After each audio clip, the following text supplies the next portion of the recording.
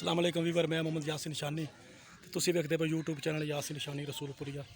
अज असीं आए रत्ती रत्ता दरबार ते फैसलाबाद मक्कुआं ने बाईपास तो थोड़ा जिहा अग्गे करके ते बड़ी मेहनत ते बड़ी मुशक्कत तो बाद इस दरबार ते पहुंचे आ। तुहानूं इंशाअल्लाह दरबार दा विजिट करावांगे और कोशिश करांगे कि औरतों दी और बच्चों दी तस्वीर ना आवे, बल्कि इत्थे आवाम बहुत थोड़ी है, बल्कि है ही नहीं आवाम इत्थे।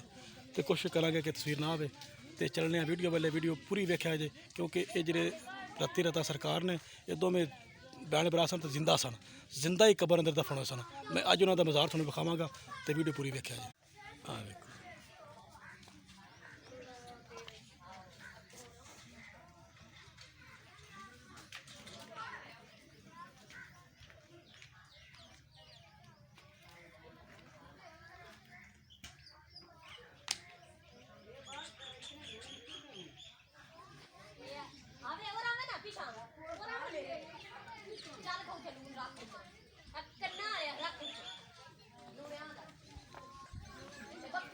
जेह्ड़े सामने ने दरबार के मतवली ने जनाब जी, खादम ने नौकर ने दरबार के।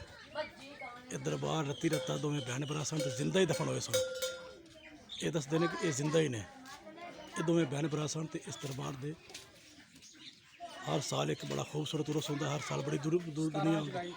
17 जुलाई नूं यानी कि गर्मियां विच 5 सौण दी ते 17 जुलाई पहली सौण दी ते 17 जुलाई नूं बड़ा उर्स होंदा है। ते बड़ी बड़ी दूरों अकीदतमंद आउंदे ने, अपनी मुरादां पाउंदे ने। और हर जुमेरात नूं भी बड़ा रश होंदा इत्थे, हर जुमेरात नूं आवाम बड़ी आउंदी इत्थे अपनी अकीदत के तौर पर। जेह्ड़े ना लोग अपनी असलियत के मुताबिक जो कुछ भी नजराना पेश करते हैं तो ये ने मतवली साहब अपने।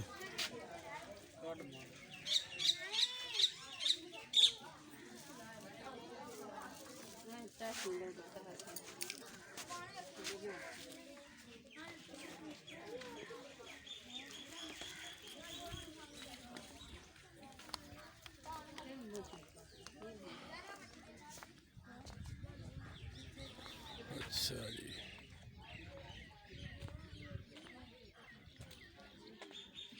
तो पता नहीं ये बन गया दरबार शरीफ।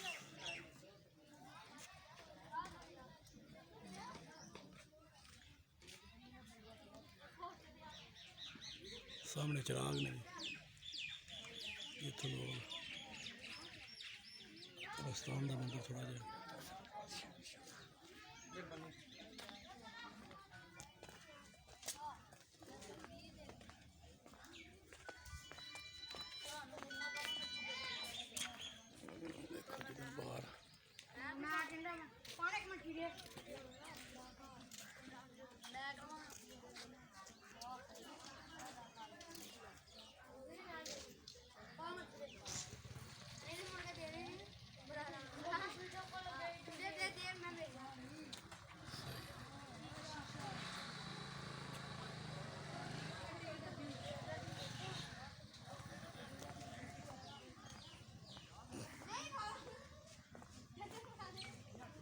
दरबार के बाहर जा रहे हैं जी इंशाअल्लाह ताला।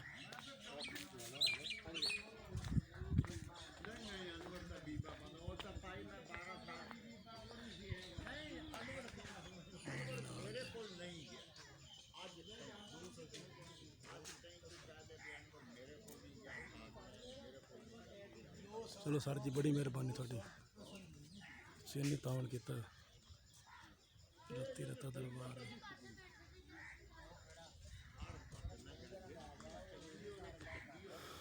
वीडियो बहुत ही अच्छी है।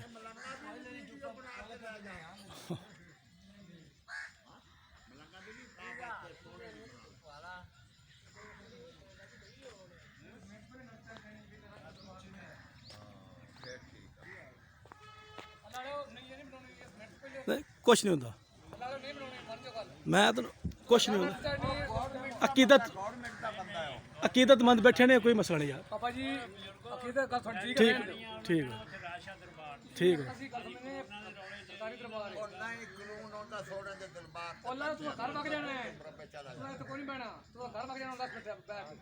ठीक हो गया ठीक है।